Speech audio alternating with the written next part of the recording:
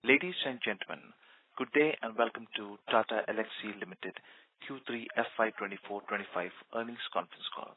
As a reminder, all participant lines will be in the listen-only mode, and there will be an opportunity for you to ask questions after the presentation concludes. Should you need assistance during the conference call, please signal an operator by pressing star then 0 on your touchtone phone. Please note that this conference is being recorded. I now hand the conference over to Mr. Shashank Ganesh from EY. Thank you, and over to you, Mr. Ganesh. Thank you very much. Good evening to all the participants on this call. Good morning if you're logging in from the Western side. Before we proceed to the call, let me remind you that the discussion may contain forward-looking statements that may involve known or unknown risks, uncertainties, and other factors.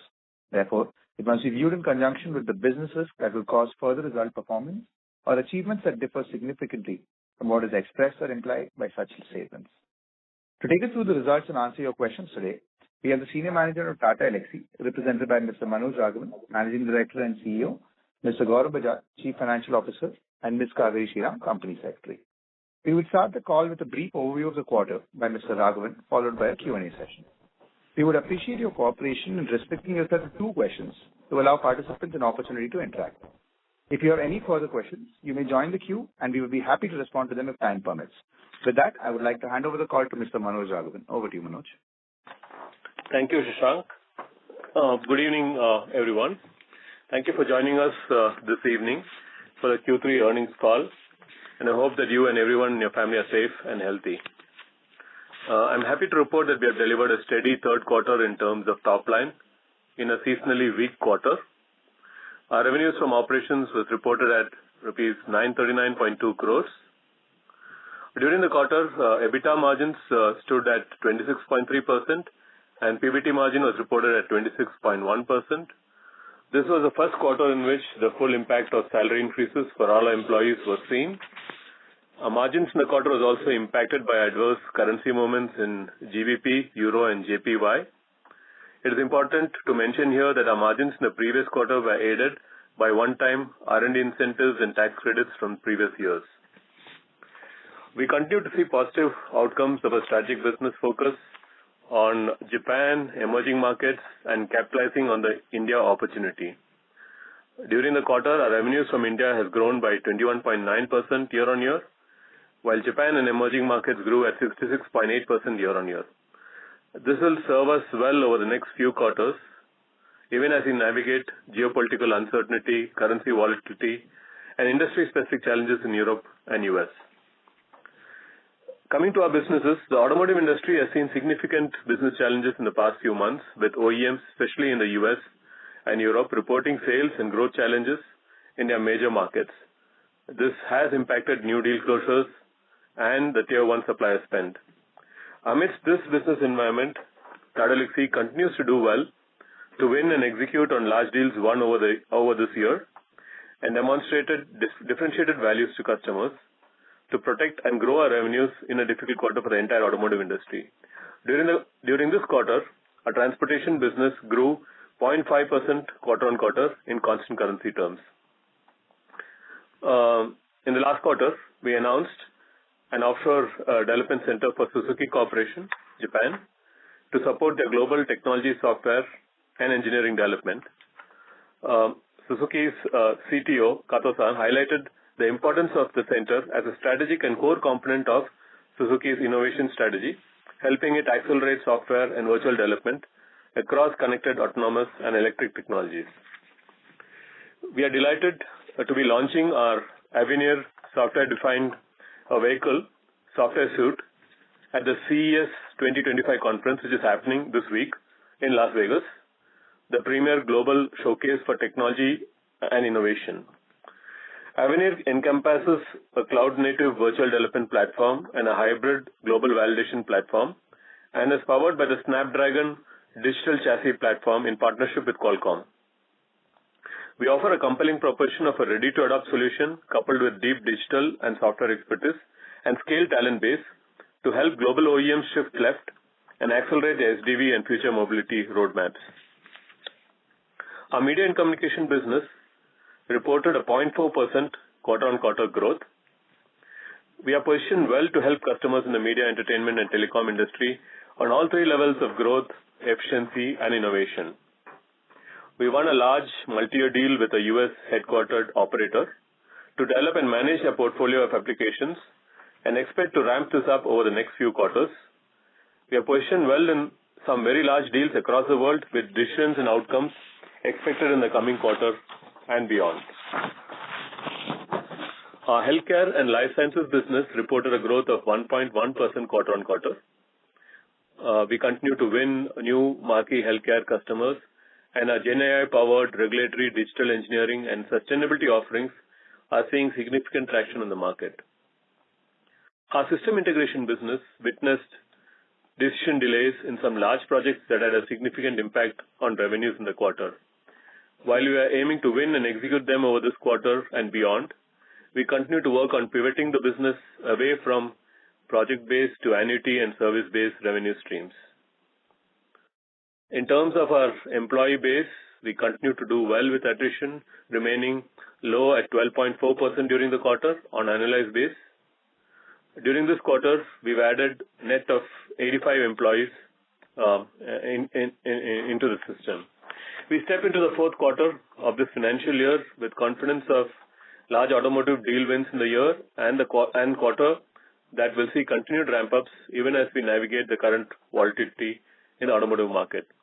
The stability and return to growth in our healthcare and media and communication verticals and large strategic deals in the pipeline across all our key verticals.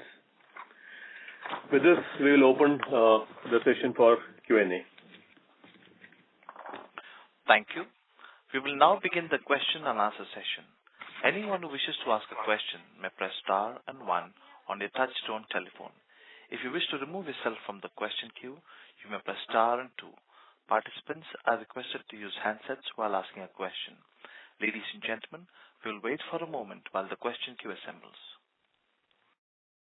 The first question comes from the line of Bhavik Mehta with JP Morgan. Please go ahead.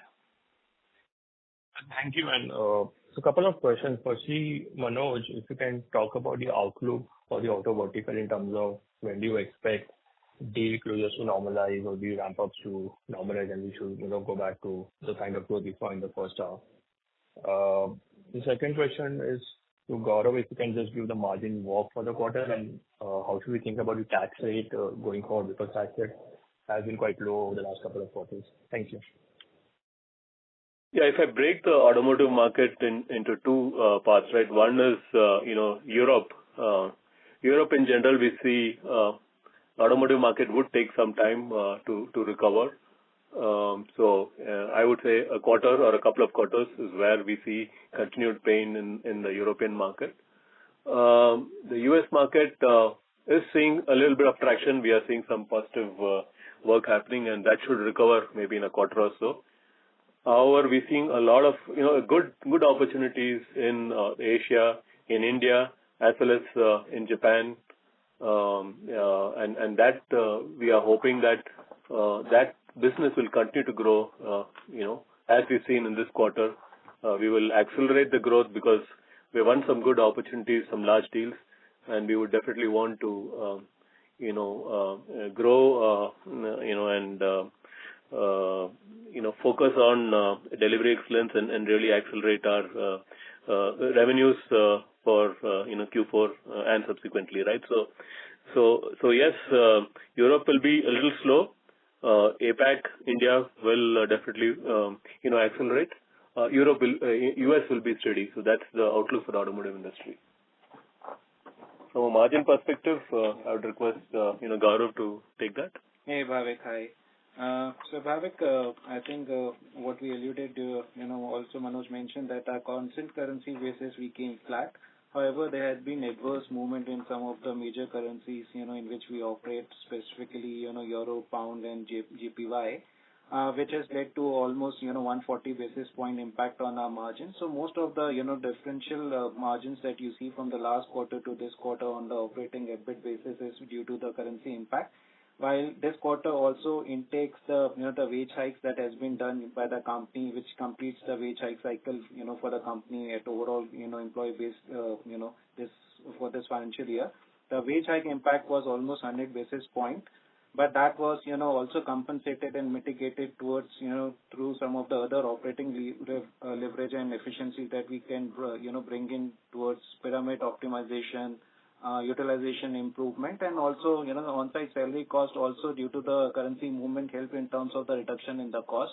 So most of the wage hike has been compensated and, mitigated towards, through other means and, leverages that we have on the operating front. Apart from that, there is a slight increase in the other expenses because of the third-party contractor that we have to intake in this quarter for some of the positions that require to be fulfilled, where we don't have the required skill set. Probably over the period, we can, roll over those third-party contract with, internal workforce.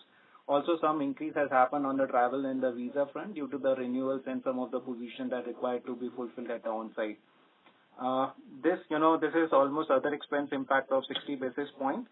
And apart from this, there is a reduction in the cost of goods sold, towards the equipment and others passed to the related, product revenue in the quarter. And there is a dip in the depreciation in the finance cost of another 1.5 crores. So both put together, cost of goods sold and the depreciation would, give you 45 basis points kind of a benefit into the margin.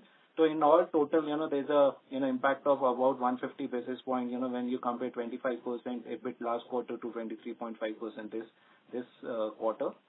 I think your second question was on the tax benefit and the tax rate for the, for the current period and for the full year. I think we stated at the start of the year that most of our SEZ unit has come out of the 100% benefit slab and has moved to the 50%.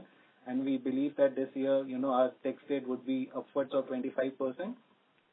As you know, last quarter it was lower because, of one-off, income tax refunds that we received last quarter. This quarter also tax rate slightly, being at the same level or slightly lower to the last quarter, being, on two accounts. One, due to the, differential in the deferred tax asset because of reduction in the depreciation and we don't, incurring any additional capex during the year, and also the M2M for the exchange related, profit that is not computed for the income tax purpose, when we do the tax provisioning. So that has led to the, the income tax rate for the current quarter at about 22.2%. With that, on a YTD basis now, tax rate has been at 24.1%. What we believe that quarter 4 will not have those one time off unless, there is some other favorable tax orders that we can receive. On a normalized basis, I believe that our, tax rate would be upwards of 25%, probably 26%, but maybe for the full year, we may, exit the full year at the effective tax rate of something between 24.5% to 25%. Okay, that's very helpful. Thank you. Thank you. Next question comes from the line of Vimal Jamnadas Gohil with Alchemy Capital Management Private Limited. Please go ahead. Yeah, thank you for the opportunity. Sir, if you could help me with what was the mix of OEMs within our auto vertical for this particular quarter? You're talking of the revenues from OEMs, right? Yes, that's right. Revenues from OEMs has increased, I think, from 67% to 72% this quarter. Okay, so the large amount of the tier 1 continues to be a source of a challenge for us. Would that assumption be right?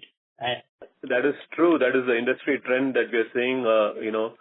Especially in the Western world, the large tier 1s, they are not winning deals, and as a result of which they are outsourcing towards companies like us is also coming down. So a lot of our revenues, we are focusing on the OEM side. Yes, that's true.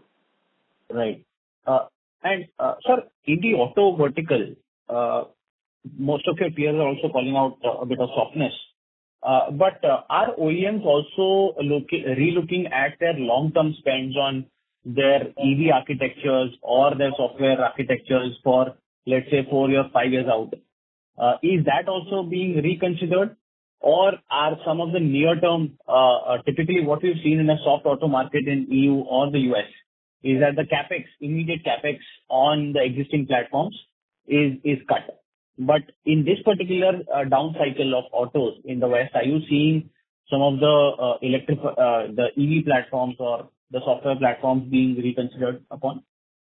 Yeah, you're right. It is the near-term, projects that are being, reconsidered because, as you would have read, right, most companies are really looking to refocus back on ICE and hybrids.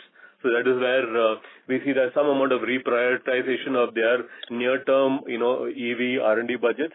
Long-term EV strategy continues, but it's just the, near-term budgets that are being relooked at. And most of the projects that we are working on would be or towards the long-term initiatives of these OEMs, right?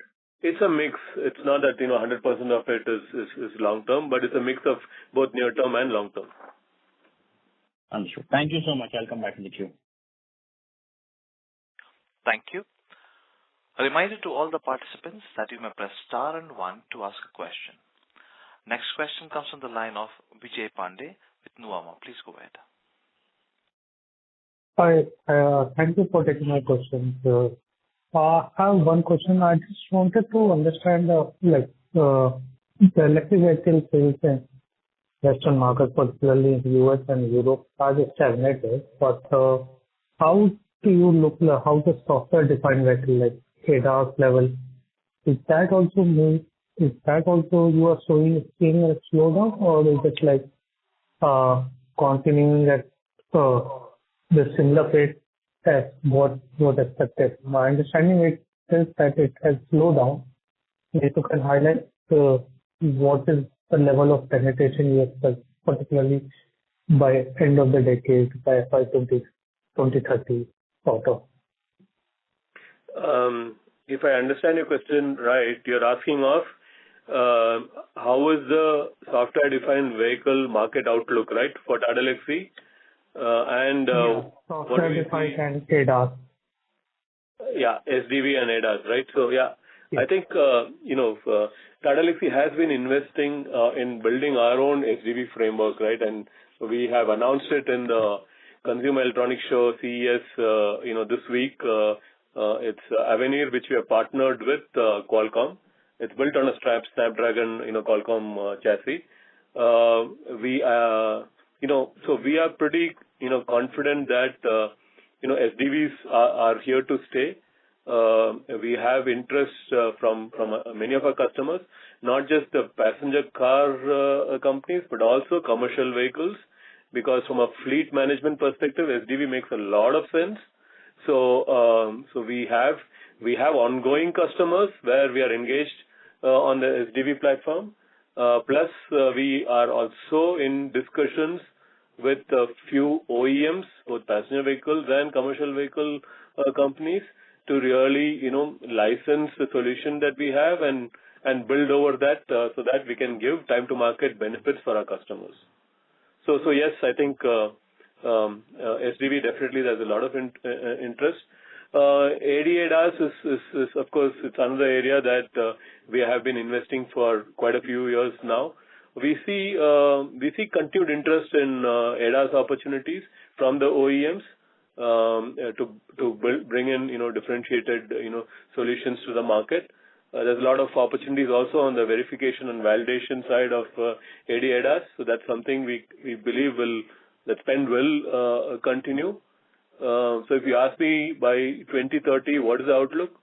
I would say, especially if EVs pick up, and definitely there will be a SDV play both in the passenger car vehicles as well as in adjacent markets of commercial or off-road and other areas as well. So we continue to invest in SDV. Okay. Thank you. Next question comes from the line of Ritesh Poladia with Girik Capital. Please go ahead. Yeah, thanks for the opportunity. My question is on the automotive segment. So with China EV exports rising, maybe 2025 might be flat here. But how does that change segment for us? Yeah, so I think a lot of the reason today for, I would say, the softness in the automotive market, especially in the West, is due to the rapid growth of the Chinese, OEMs, right?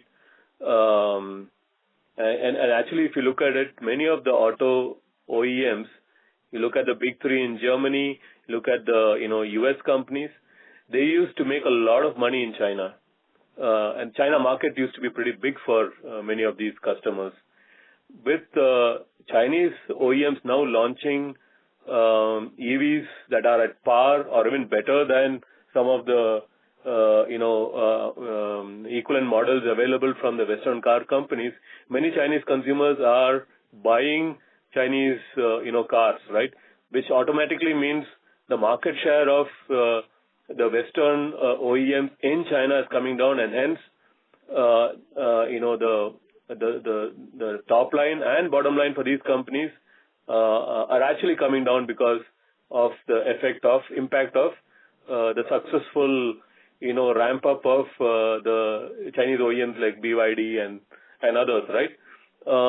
So I think yes, so that is also one of the reasons why the Western market is sort of in a state of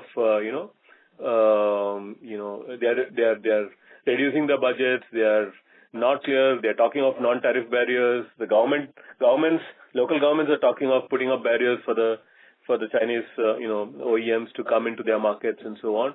So there is and of course there's also a push towards ICE and hybrid, because in some sense they believe that moving towards the EV is only going to strengthen the China ecosystem, because most of the batteries and components, the motors, inverters, everything comes from China, even for the the global OEMs, right? So there's a little bit of, there is competition, there is politics, there is everything intertwined there. So yeah, I think that is a challenge that the Western world is facing, and it'll be interesting to figure out how they will address it. And unfortunately for us, our fortunes are also linked to how the OEMs are able to compete effectively with the Chinese car companies and grow their market share, right? So it's a challenge, as well as it's an opportunity for us to bring in solutions, bring in capabilities like the SDV platform that we have.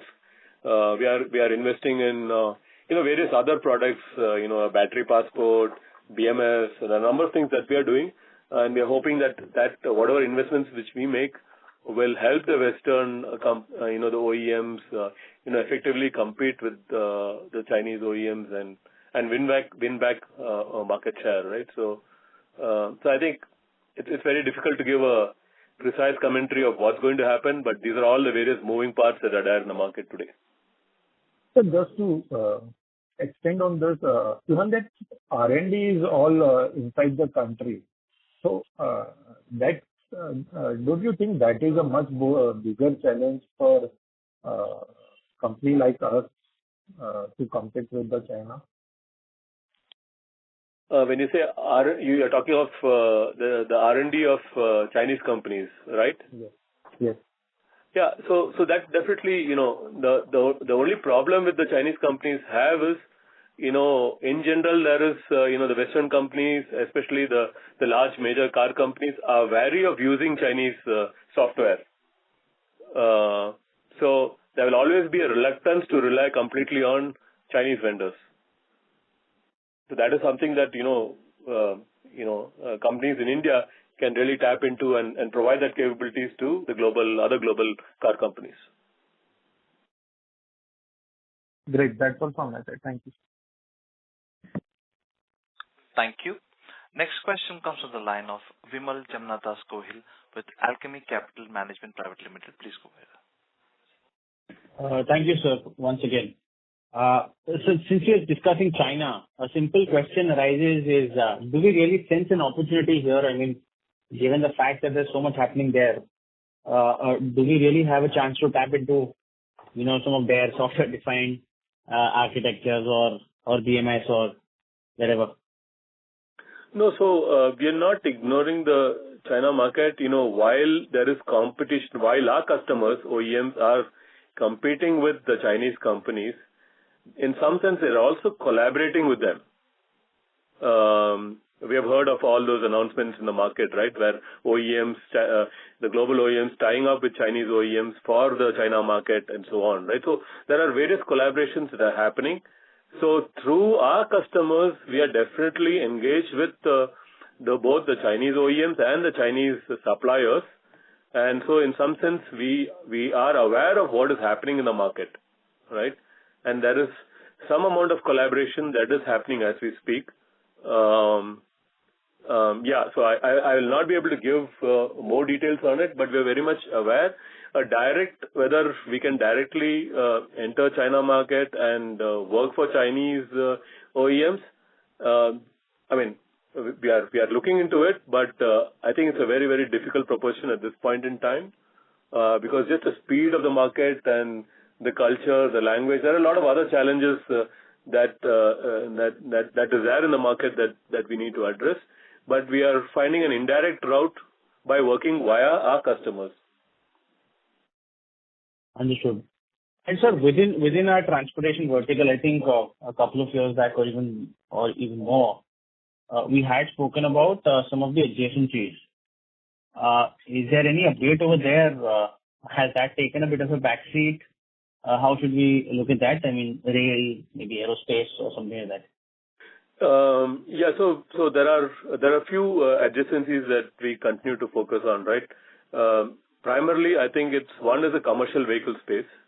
That is something, as I have also indicated, that look, even from a software-defined vehicle perspective, that is something we are seeing a lot of interest. On the connected car or the connected vehicle perspective, there is a lot of interest in that space. We are also, winning deals in that space. So commercial vehicles, definitely. Rail, we have invested heavily. It's sort of plateaued. We grew well, but it's sort of plateaued, and we are trying to figure out how to increase that because the number of rail operators or the OEMs are very limited. It's not as if it's a pretty large market, but we have not given up there. We're really now focusing on three aspects: commercial vehicles, off-road, and also the aero avionics and defense. Right? These are the three adjacencies from a transportation business that we are placing our bets on. Understood. Thank you so much, sir. All the best. Thank you. Thank you. Next question comes from the line of Sulabh Govila with Morgan Stanley. Please go ahead. Hi. Thanks for taking my question. My first question is, with respect to the growth in transportation vertical that we've seen this quarter. Just wanted to understand that if you were to break down this growth that we've seen, let's say compared to last 2 quarters, then this lower growth is more a function of the ramp-ups that were expected to happen, they did not happen on time, or those ramp-ups, they were as per plan, but there were other project deferrals or cancellations that were ongoing. Yes, I would say, look, we definitely have taken a hit in the transportation business from our customers in Europe because of the market conditions and some of the projects being deferred, right? The spend has reduced there. At the same time, we have won certain large deals, and those ramp-ups have happened, but those ramp-ups have not happened to the extent that we would have wanted, right? And there's also a little bit of customers are also a little careful in terms of how much they would want to spend. Plus, there are certain new customers that we have announced, like Suzuki and so on. Those ramp-ups have happened to the extent that we have that we would want to, right? And those are the things. Those are 3 buckets that we have. So anytime, even in the next quarter, we will look at it in these 3 buckets and really push forward on those customers that have money and the willingness to spend, and that's something that we'll really focus on. And the remaining 2 buckets, we will, especially on the deals that we have already won, there's a slight deferment in terms of full ramp-ups. Ramp-ups are happening, but not happening to the extent at which we had expected. So we'll definitely push to get back to that original ramp-up plan. And those customers where we have, there's still a little bit of a hold in the budgets or a pause in the budgets, that is where we'll have to, wait and, monitor and see how it progresses. Okay, understood. Just just taking this forward, so if you were to think about this particular quarter 4Q, given where we are standing today, would you say that based on these multiple moving parts in the three buckets that you mentioned, a decent acceleration from the current levels is going to take some time because there are multiple moving parts here? It's very difficult to, sit here today and give an exact commentary, but from a management perspective, we definitely want to push all levers to really exit Q4 with a decent, run rate. So that's something that we will be focusing as a management team.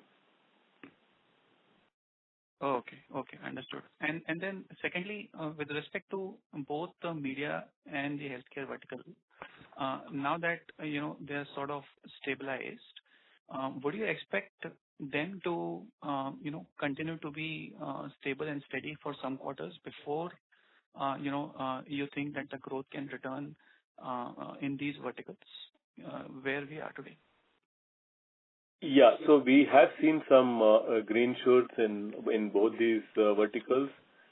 We've also had some large deals in both the verticals. Plus, we also have some deals that we are working on as we speak. This quarter and the subsequent quarter, closures will happen over a period of time. So we're pretty confident that we can bring back the growth. But you're right. It could take one quarter, maybe a couple of quarters to really get back. But we are seeing those green shoots, and we would be laser sharp focused to really extract that value as soon as possible. So that's something that we will stay focused. Okay, understood. And then the last question is on margins.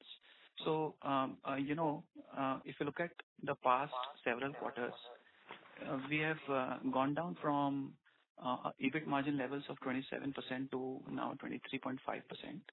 And there are obviously multiple reasons for that, slower growth being one of them. So just wanted to understand that you think that these are the new normal levels of margins, or we can go back to those 27% margins, in due course of time. Or the third thing could be that in the near term, because of the lack of growth or moderation in growth, the margins uptick will also happen with time. No, margin uptick, I mean, we are heavily focused on ensuring that we get back to our, margin profiles that we had indicated earlier. As, Gaurav discussed in the beginning, this quarter, margins are a tad lower because of the full impact of the wage hike that we had given. I mean, those are things that, we can't push beyond a particular, time frame. So that's already a committed expense. So we were working on margin levers. As you rightly pointed out, the biggest lever for us is, improving our billability. And that stems from, growing our top line. And, along with growth, the margin performance also will improve. So we are very cognizant of that, and we're keeping a sharp focus on our overall costs. And that's something that, in the short term to medium term, we will be working to improve the margin profile. Understood, sir. Thanks for taking my questions. Thank you. Next question comes from the line of Nitesh, an individual investor. Please go ahead. Yeah. Thank you. Thanks for the opportunity. So this is the first time I'm attending the conference call. Okay. So I would like to know, where do you see the growth coming, the coming quarter and also for the next financial year, considering, the various challenges what we are facing at the moment? Yeah, so, definitely there are, headwinds and challenges that I've discussed in detail, right? So, in each of the industry verticals, we are really looking at, adjacencies and, how we can bring in growth, right? So in the medium to long term, definitely, our focus on, the adjacencies in the transportation business, for example, aero and defense and, the commercial vehicle side is something that we are really pushing to see if that growth can come back. At the same time, we've also built a suite of products, right, We talked about SDV, talked about battery passport. In the media and communication vertical also, we talked about a number of products and intellectual properties that we have already invested in. So while the market has been weak and availability has been low, we have been using that time to really invest and build products that we can license subsequently and earn returns and so on. So I think mid to long term, I think we have definitely levers that we can use to bring back growth, and that's something that we're fairly confident that given all these uncertainties and so on, right?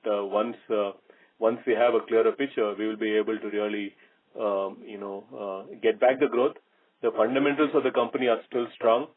Tata Elxsi is known for its design, digital capabilities. We still have a very good name with all our customers. Most of our projects are executed in a timely manner. They are green projects. Our customer satisfaction is almost at the rate of 4.75 out of 5. So we are tracking all of those parameters, and all of those parameters are green for us. It's just a question of latching on to the growth engines and delivering that value. We're fairly confident that we'll be able to get there. Okay, thank you. I just have one more follow-up question. Okay, so are you looking for any acquisition considering the cash we have on the books of around 1,000 crores? And second is, how much are we dependent on JLR? Okay, so from the OEM perspective, are we heavily concentrated on JLR? JLR is definitely one of our significant customers, no doubt about it. But there are a number of other OEMs as well that we work with. So I think over a period of time we are sort of ensured that our dependence on JLR as an account has actually come down. So I think we're fairly. I'm happy with the level at which we are operating with JLR today, and at the same time also happy with the growth in other OEM accounts. So I'm not overly concerned about that. Regarding M&A and acquisition, yes, we continue to look out and scan for opportunities, especially in adjacencies and new areas that we want to invest in. Typically, we are looking for small-sized companies. We don't believe in that a big bang acquisition. So we will be careful, and it has to. There has to be a rationale why we acquire a company, and it has to result in positive business outlook. So there are a number of filters that we have. In general, we take a lot of time to really analyze and only take those cases where we believe it makes sense for us. So we are very, very selective when it comes to M&A. Let me put it that way. Okay. Thank you. All the best. Looking forward to speak in next quarter call. Thank you. Thank you.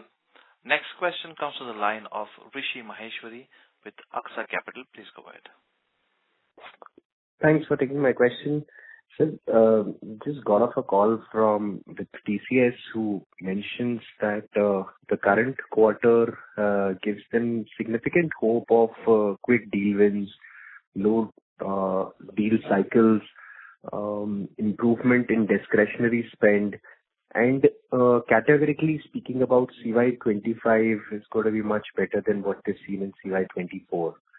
Now, from your commentary, we're not gathering the same confidence so far. I may have not been able to understand it in the same vein.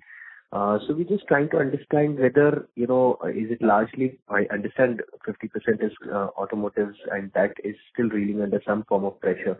But having said that, you've also mentioned in your press release that the Japanese and emerging markets deal wins gives you enough confidence for the near term.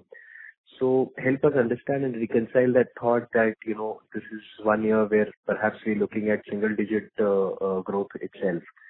So, what can accelerate this to a double-digit growth for, if not this year, at least the next year? What are you looking at? Are you sensing the same forms of, market sense that TCS has been speaking of? Yeah, I've not heard the TCS presentation, so I can't comment on that. But definitely, as you said, 50% of our revenues come from the automotive segment. And the major markets there, which is, Europe for us, is definitely, we are seeing a slowdown. Now, whether we'll get a better clarity after a quarter or a couple of quarters. At this point in time, it's very difficult. And that is also the reason why I cannot categorically say that, look, automotive market will definitely, do well, right? Especially Europe. But however, as I said, Japan, India, and, the rest of the world and US, we see a lot more positive indications. And that is something that we believe will drive our, growth in the transportation business for the next financial year. Now, whether that growth will overcome, any sort of slowness that we see in Europe is something that we have to wait and watch. Sure.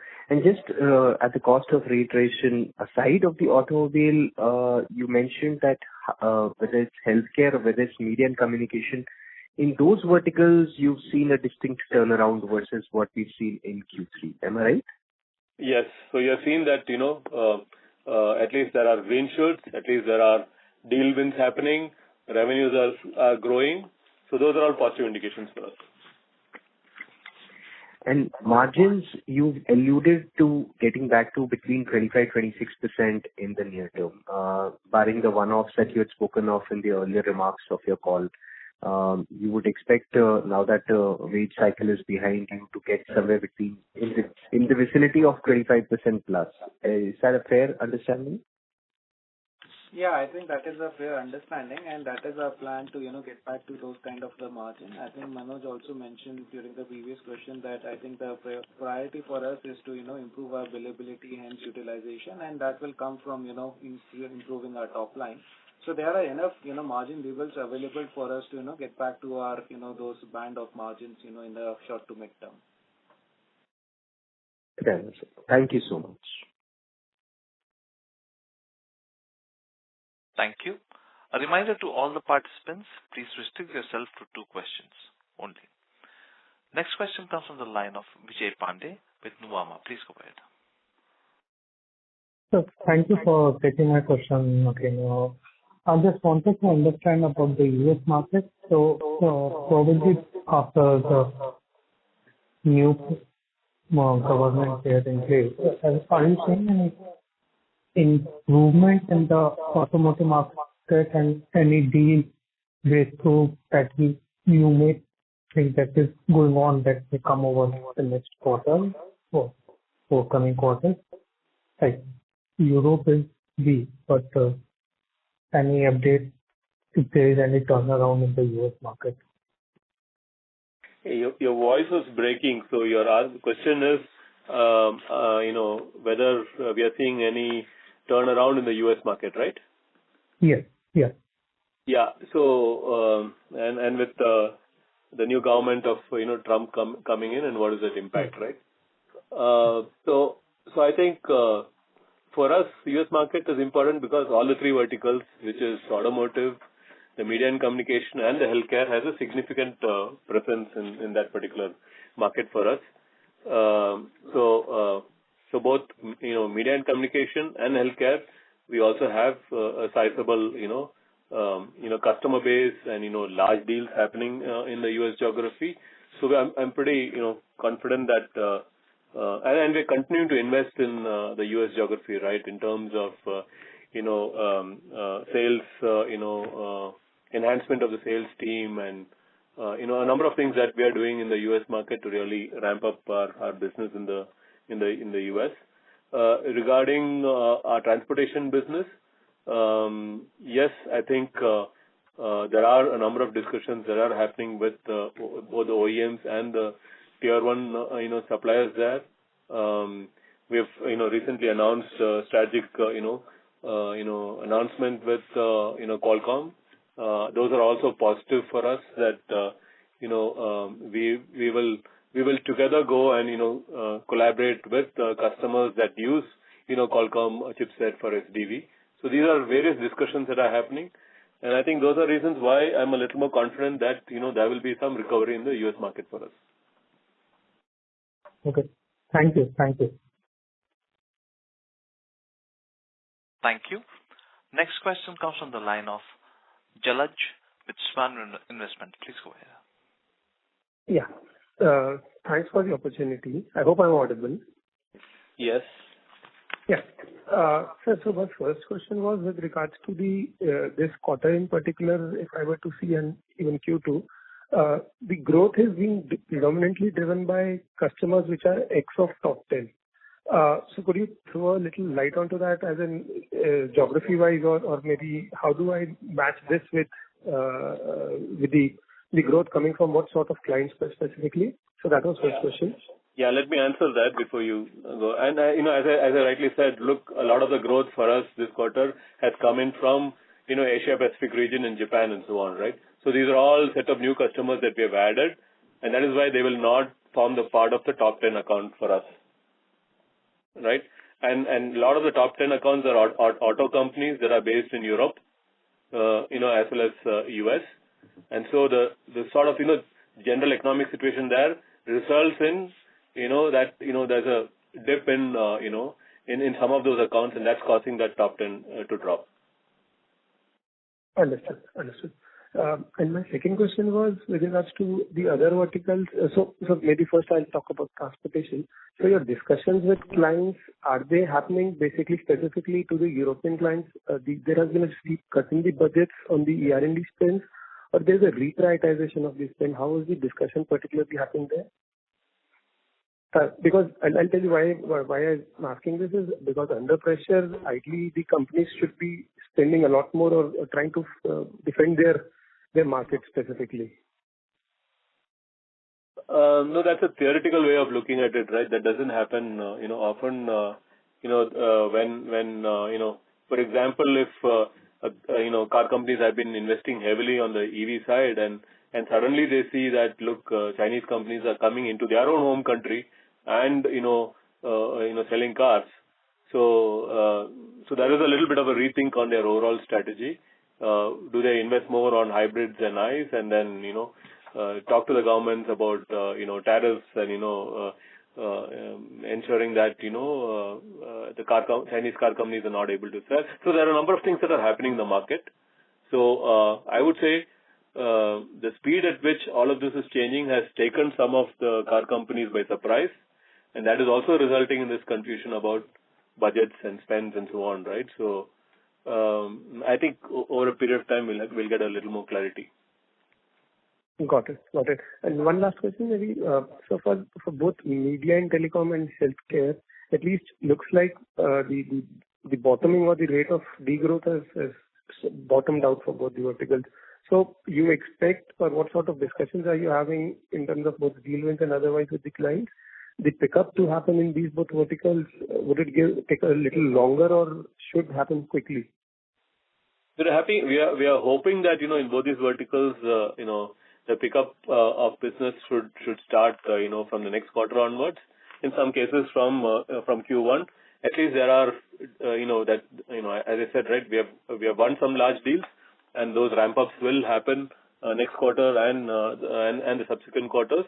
And there are a lot of discussions that are happening as we speak. So all of those, depending on closures, right, will definitely bring in revenues in Q1 and so on. Right. Thanks a lot, and best of luck. Thank you. Thank you. Next question comes from the line of Abhishek Agarwal, an individual investor. Please go ahead. Hi, am I audible? Yeah, you are. Yeah, so just wanted to understand in the auto segment, if I take, let's say, US and Europe as one cluster and India and other emerging markets where we're seeing good growth as another cluster, how would you, just wanted to get an idea of the differences in these two clusters in terms of, let's say, competitive intensity, pricing power, like from the perspective of Tata Elexi, and billability or price sensitivity in general? No, we don't, especially in Japan and so on, we don't see that much of an issue with respect to pricing. Of course, in the Indian market, we definitely see, pricing will be an issue. But we're managing it, ensuring that, look, our exposure towards different markets are also based on, what sort of price realization we can achieve, right? So we don't see too much of a difference between in the Western world, right, whether it's Japan or Europe or US.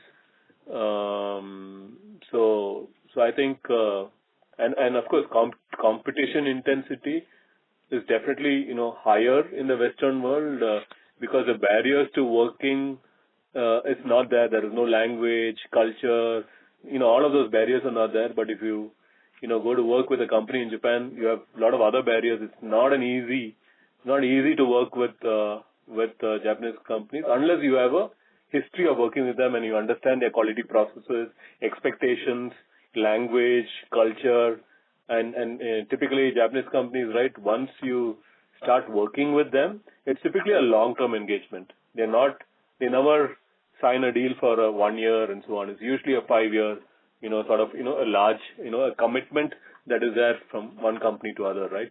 So that's the advantage of working with companies in Japan. It takes time, but once you win deals with them, it's usually for the long term. Understood. That's all from my side. Thank you. Thank you. Next question comes from the line of Ajay Jain, an individual investor. Please go ahead. Hello. Thank you very much for taking my question. I have one question. There have been many collaborations with well-known companies in transportation, healthcare, and media, including setting up centers of excellence for the last many quarters. Why are we not seeing any monetization of these? Can we see anything on these lines in future? You are actually seeing monetization, right? And that is why, in spite of degrowth in, say, a major market like Europe, we are still able to show growth in the transportation business. That is exactly because of the monetization of all the deals that we have won. So it's wrong for you to say that you're not seeing that. Yes, at a company level, you may not see that because of certain markets not performing the way it was performing, right? So that's the reason. If you have not done these partnerships, if you have not done these deals, then we would have seen a massive degrowth in our business. Okay, but the growth itself is less than 1% or 2%. Yes, Mr. Jain, in a difficult market, it's a very difficult market out there in Europe and US. We have been able to show growth. This is a very credible performance, I would say. Okay, thank you. Thank you. Next question comes from the line of Sanjay Chawla with Renaissance Investment Managers. Please go ahead. Yeah, good evening. Thank you for the opportunity, gentlemen. You talked about Western governments responding or looking to respond to Chinese EV makers through tariffs and non-tariff barriers. But specifically, do you see a situation of US and Europe pivoting away from EVs, like by cutting down the subsidies or credits and scaling back EV penetration targets? Because all it seems to have done so far is to let China become dominant in autos and start hurting the Western automakers. Yeah, but with Trump coming to power and with Elon Musk by his side, I really don't know what decisions they would take and so on, right? So plus, there is definitely pressure from the German automotive industry lobby, right? Because Germany as an economy depends heavily on the automotive industry. And there is a lot of pain out there with, job cuts and factory closures and so on and so forth, right? So definitely there's a lot of pressure on the government to take certain actions to ensure that the jobs are protected in those local geographies. So we will see some impact. So you think this tariff and non-tariff barriers essentially seems to be the way to go as of now? No, as you look it doesn't matter what I think or, I'm just saying I'm looking at what I'm reading and talking to people and so on, right? I'm not the politician who's deciding, but I'm just saying that is an opportunity, and I don't know whether it will happen or not. All right. Got it. Thank you. All the best. Thank you. Next question comes from the line of Shyam Ramakrishnan, an individual investor. Please go ahead. Yeah, good evening. In the previous con calls, it was mentioned that it was, difficult to exit. It might be difficult to exit FY25 with a better growth rate than FY24. So now that Q3 results are out, is there still any possibility that FY25 could end better, or is that a really optimistic view? No, I think FY25 will definitely be a soft, year. We were hoping, that, these headwinds that we're seeing in the automotive industry, we will still be able to find a way to recover. But with the Q4 performance, I think, with the Q3 performance, I think it'll be very difficult for us to pull, so much in Q4 to compensate for, the flatness that we're seeing, right? So, yeah, it'll be difficult, yeah. And just one final question. Going forward, I think maybe next 2 years or 3 years, will the tax rate be upwards of 24-25%? Is that the new normal? Yes, Shyam. I think the tax rate going forward would be upwards of 25%. As you know that there is no new approval happening on the SEZ units of India. So it's the remaining period for the tax holiday that will continue for some time. So you can expect the tax rate to be upwards of 25%. Okay. Thank you. That's it from mine. Thank you. Thank you. Next question comes from the line of Kanchisha with MC Research. Please go ahead. Hi. Thank you for taking my question. So I had a question on automotive. So can you please guide us, how much does the US, Europe, and Asia contribute to this market? Geography, you're talking of geography contribution? Do we have the data? In terms of revenue contribution, how much are these geographies contributing to the automotive market? Since you said that Europe is still expected to take time to recover, and Asia Pacific is doing great for you. So I think we don't provide the numbers of the the geo split of the the verticals. We provide typically the revenue mix from the geo at the company level, but we can give you a little bit qualitative answer that from the automotive world, the most of the substantial part of the revenue comes from the Europe, then followed by the the US and the APAC market. But of late, as Manoj mentioned, and we also, mentioned in our press release that automotive market and especially the Western OEM are under certain pressure. But at the same time, we see an uptick happening in the Japanese market and the APAC market. So there is some, movement that is happening, more towards the APAC and the Japanese market, which gets compensated, from the slowdown in the European market. But still, the European market is the, significant part of the overall revenue mix within the automotive. Okay, thank you. Thank you. Next question comes from the line of Sanjay Shah with Pranishta. Please go ahead. Hi, can you hear me? Yes. Yeah, we can hear you. Thank you very much for the question. Basically, I just wanted to try and understand what is his relationship or the tie-up or the collaboration that you have set up with CSIR National Aerospace, and how big can the opportunity be? If you could just elaborate on that. And is there a possibility for you to partner with many other such enterprises, be it in India or overseas, for the UAVs and UAMs? No, sure, absolutely. So as I said, we are building our avionics and aerospace and defense vertical, and the tie-up with NAL is one such tie-up that we have, of course, for access to technology as well as access to their infrastructure and labs, right? Especially when you look at UAVs and drones, flight control systems, and so on and so forth. Some of the labs are very, very expensive to set up and so on.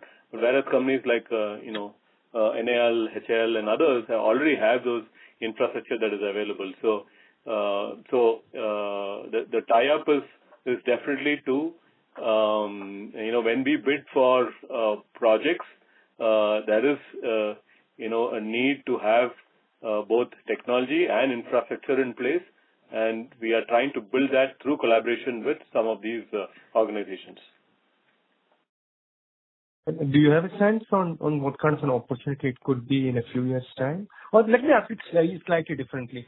Just given the headwinds that you're facing in some of the participants have spoken about it with respect to the European automobile industry, and also your initiatives in some of the other areas, would it be fair, or if you could just elaborate on how Tata Elexi of, let's say, 3 years later would be as compared to where Tata Elexi is in terms of its business mixes? Definitely we see aerospace, avionics, and defense, going to be a big opportunity area, for us, not just in India, but also, overseas. We talked about UAVs, drones, electrical, vertical takeoff, right, eVTOL. These are all, very, very significant opportunity areas for us 4 to 5 years down the line, right? When the technology matures and, so that is something that we are investing today. We have